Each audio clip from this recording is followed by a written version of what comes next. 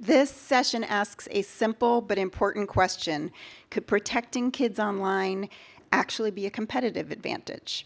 Too often we frame safety and innovation as being at odds, but how can we challenge that assumption and show that it's possible to do both and build successful products and protect kids' well-being?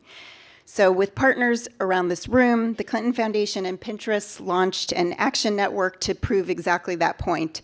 And I'm thrilled to be joined by two leaders today representing industry and government, shaping this work in real time, Baroness Kidron and Bill Reddy. So I want to start by asking you both about the moment we're in. In recent months, it feels like we're actually starting to really see a sea change in how governments and the public understand social media and AI, from social media minimum ages being discussed in numerous countries to the return of the age-appropriate design code right here in California. So why do you think we're seeing this shift in public or political opinion? And what opportunities does that present? And you're also welcome to take issue with the premise of that question. Thank you for permission. I think I should say at the outset, I'm a crossbench peer, and that means I'm not aligned to a political party, and the government would be horrified at the idea that I represented them. Only because I have so much more I want them to do. So I think the first thing to say is we are at a moment where we've been boiled like frogs. We know gradually that the heat has come up, and we are sitting there, and people feel in their bodies, they see in their families, they're looking at their children, and they're saying, enough. And this moment, and I speak as someone who's worked trying to regulate tech since 2012, this moment has come because tech has failed, because politics has failed, because the legislative system has failed to protect children. And parents, and even children themselves, and maybe we'll get to that because I work with a lot of children, are sitting there and going, well, if you can't do it for us, if you cannot put a wraparound on these people, then just keep it away. And I think that just on this ban, no ban issue, which I've spoken to so many people in this audience about, I just want to reclaim the language here. We are not going to ban our children from technology. We're going to make those companies, we're going to ban them from our children unless they meet the conditions of dignity, of safety, of privacy. And I think that is a really important thing that we all have to hold in our hearts, that it's not banning children. It's actually saying to the companies, come on, there are conditions. Yeah, I would, well, first of all, on that premise, totally agree. You know, we put thought, as a society, we put thought into almost every product that our children would use, and we care that those products would be safe. Why should technology be any different than that? And I think there's real momentum around this because, you know, whichever side of the aisle you're on, you know, here in the U.S. or wherever you are on the sort of political spectrum, we're all humans.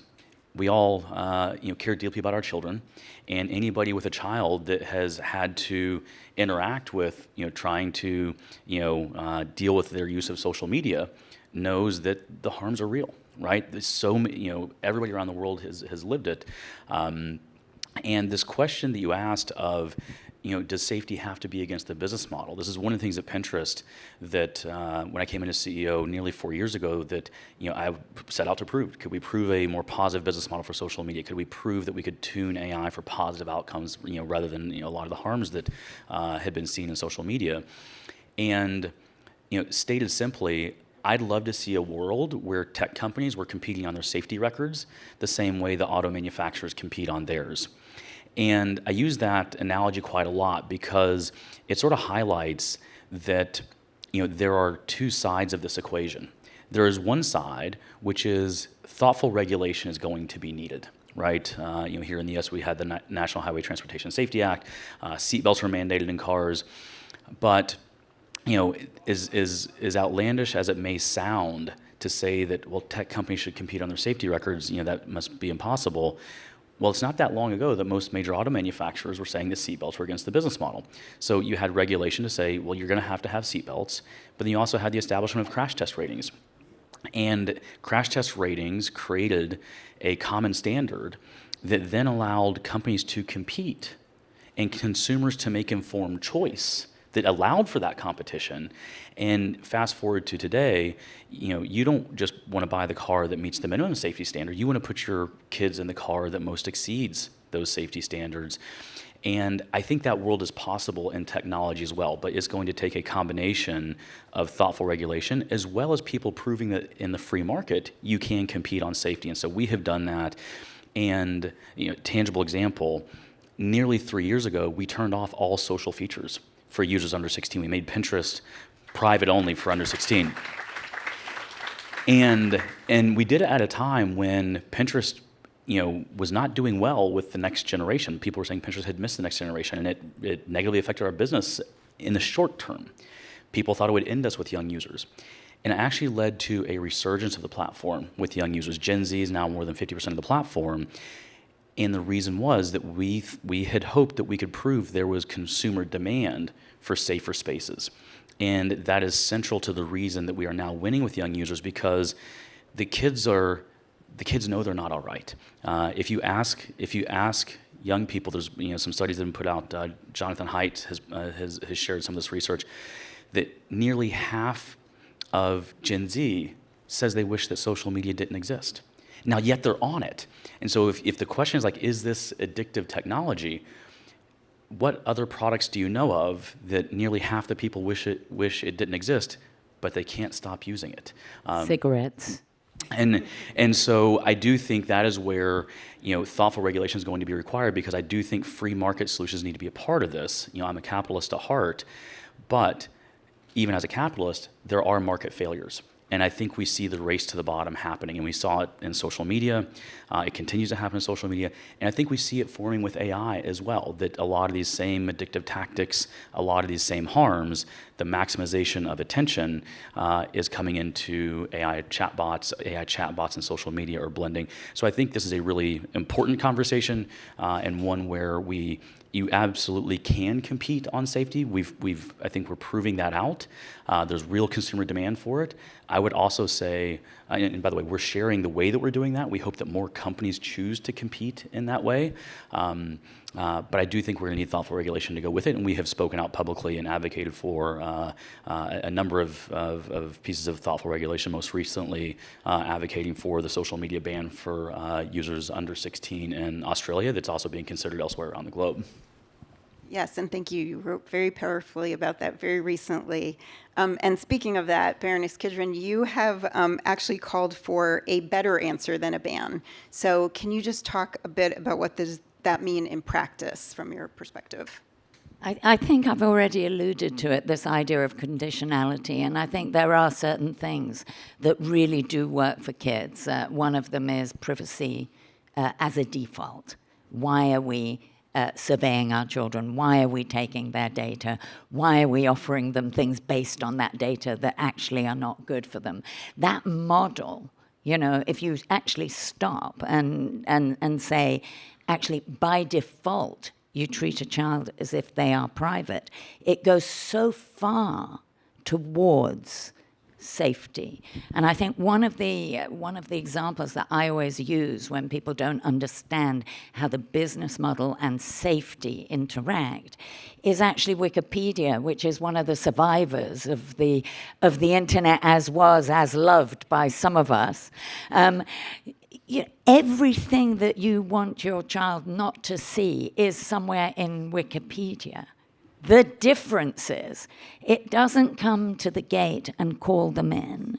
When they're there, it doesn't push them to the next page of even more disgusting material. And when it's left, it doesn't go, hey, where are you? Where are you? You went to sleep, come back. And I think that that's really important for people to understand, that we're not actually talking about something technically unfeasible. We're talking about switching off some of the features that are really there to grab their data. And so one of the things that I have always felt is if we took privacy really seriously, we wouldn't have a lot of the other problems that the race to the bottom, as you call it. And that is even more true in an era of AI. So I think, I will say this. There is, tomorrow night, going to be a big vote in the House of Lords about banning under 16s. I will vote for the ban. I have spoken at great length why I think that's a better idea. But I do think there is something else people should hear. And they should hear the desperation. And they should hear people's pain. And they should really understand that this movement of parents is a revolution where the reformers have not managed to get us up the hill. My honest opinion is that we need both. We need something better, but we must not stand in the way of this revolution because people, parents, and the kids that I speak to really, really are crying out for something better than they've got right now.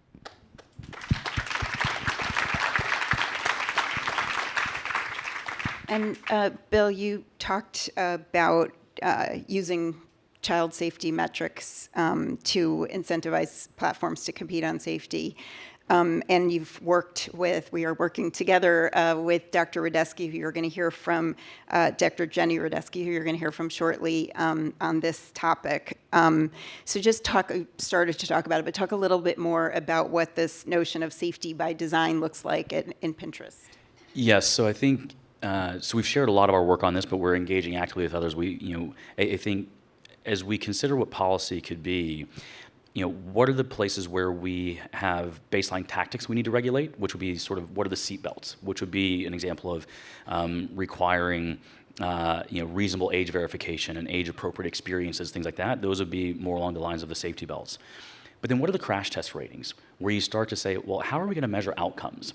And while it's impossible for anyone to predict every advancement of the technology, we can predict, or we can say, what are the outcomes we desire? And then hold ourselves accountable to those outcomes. In the same way that when regulation was first being introduced for safety belts and things like that, could you have regulated every future sensor and airbag in the car? Almost certainly not. But by creating a crash test rating, all of a sudden that created the right framework for private enterprise to innovate, to exceed those things. I think similarly we need the same thing here. Is there should be some baselines around common age verification, doing that in a way that a parent can very simply control at the operating system level as soon as they open up the box for that new phone, setting the age of that user, and then being able to hold apps accountable to it. That, to me, would be the equivalent of the safety belt. But then, what are the impacts on well-being? What are the impacts on other potential harmful outcomes? And creating a common standard on that would then, I think, shift the innovation towards safety. And I think, obviously, there's a lot of people that are very innovative, and the technology is very powerful. Just like any other technology, AI can be used for good or it can be used for bad. How do we tilt the incentives toward using it for good and create baselines that make sure we can't use it for bad? And I think, thank you for the work that you all are doing in the Policy Institute and for a lot of the policymakers here that are thinking about how we establish those standards, because I think it is deeply important that we actually set standards that will not shut down innovation, but push the innovation towards safety and away from harms. So here in America, there's a great emphasis on parents and parental controls and what the parents can do. And in Europe, we have a slightly different lens, which is that the child themselves has rights. And I say this because actually I am always concerned when we're on this conversation, we are very aligned in what we think here, but we're talking about children's safety as if we're curtailing them and protecting them. And we should be talking about their flourishing. And I think that this is really the point. When we imagine a world that we want for children, we have to understand that children need agency. They need free play. They need freedom of thought. They need privacy. and they need safety. And until we build our tools, that we communicate in that way, we will not be done. No one in this room will be done until that has happened. And the reason that I have that emphasis is because I think that we nudge ourselves into a defensive space where we go, if it was just like this, if it was just a little bit better. And I think I'm here to say a lot better. The tech exceptionalism, why are we making up new rules for tech when we have decades of experience of what children need to thrive?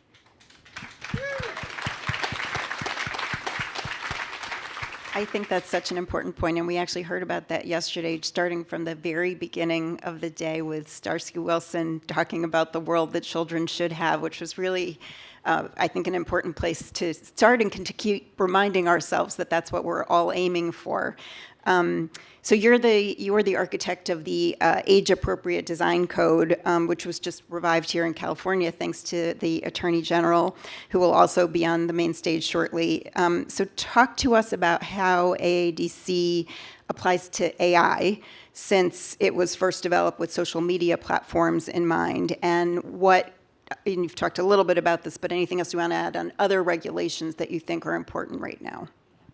So I think that actually the AADC, as it's called, came really out of there was one line in legislation that said children deserved more privacy than adults. And I sat down as a lawmaker and I tried to imagine what that might look like. And that turned out to be the AADC.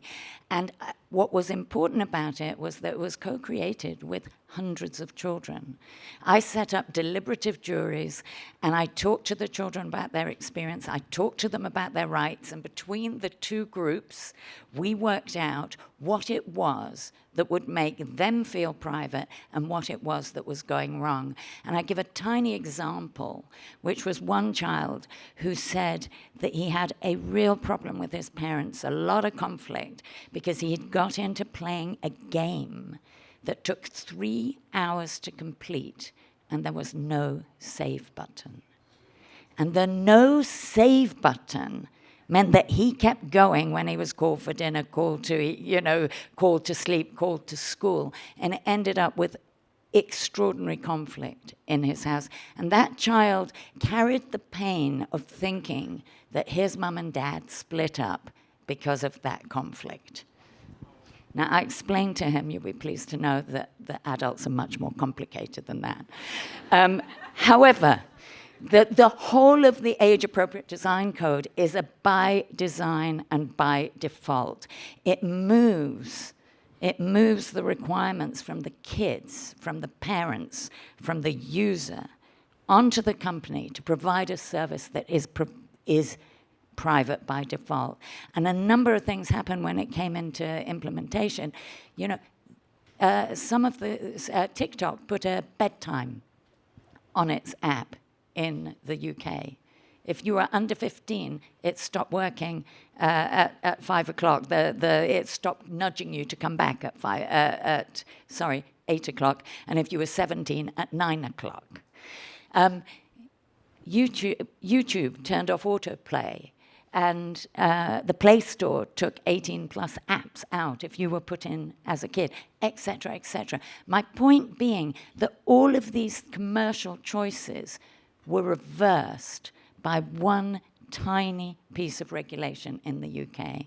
And since that time, it has spread all over the world, a number of countries in Asia, South America, and so on. And in 2022, it was actually signed into law here in California.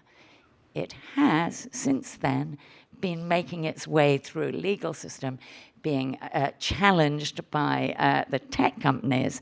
And I was really excited to hear from the Attorney General that path has just been opened up again only 2 weeks ago in the appeal court. So I think it could be a magnificent way of thinking about how we protect kids, because there are a few things, and I'll do it very quickly, likely to be accessed. It's not about where we want kids to be. It's about any product, not just social media, any product where we know children are. It's not just 13, it's up to 18, and it's by design and default. These things are huge, and they are different ways of thinking about how we regulate tech and how we provide tech to children that are fairer, less toxic, and more respectful. So we have a few more minutes left, and I want to ask you both the same question, which is, in the next 6 to 12 months, if you had to make one concrete change to improve kids' online safety and well-being, what would it be? And let's start with you, Bill. I think a really simple thing that could set a baseline that would be tremendously helpful, and I've advocated for this publicly, would be, making it so that when a parent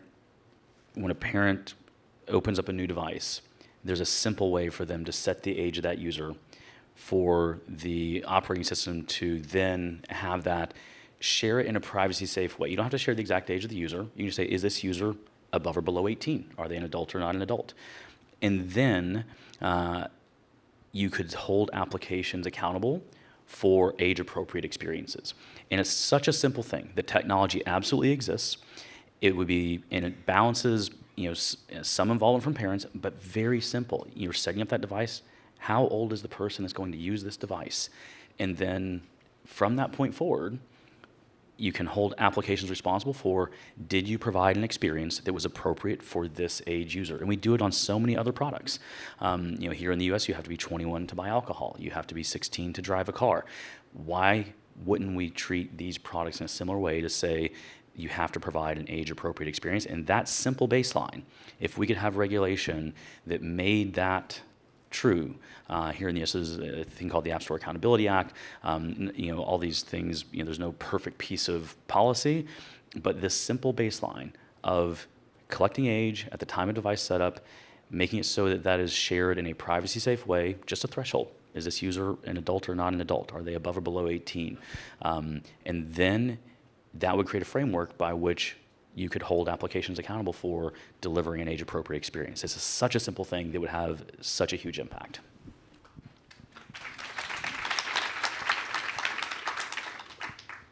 My just one thing is to introduce product liability for tech.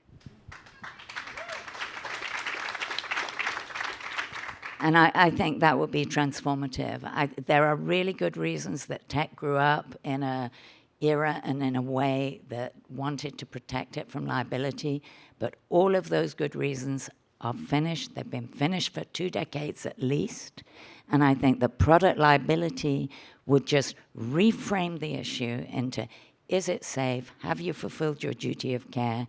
And all the other consumer rights we have. And if we did that, we will have done as close to everything, because we wouldn't have to reinvent every time, particularly now in an age of AI, we're suddenly looking at coercion. We wouldn't have to reinvent. Well, thank you both for leaving us with both very concrete next steps and then a big vision for what we need for the future. I am myself looking forward to working with both of you and everyone in this room on all of those things. So thank you.